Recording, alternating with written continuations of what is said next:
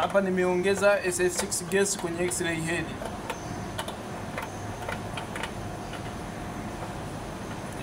Hapa nafanya, hapa kuna radiation, nazalisha X-ray head, alafu na reset. So huu ni mfumo wa SF6 gas, ndio relay yake.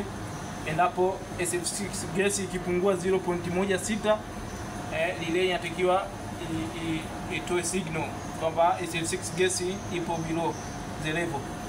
Maana hapa nimefanya adjustment kuiongeza. Huu ndio mtungi wa SF6 gas kwa ajili ya kufanya protection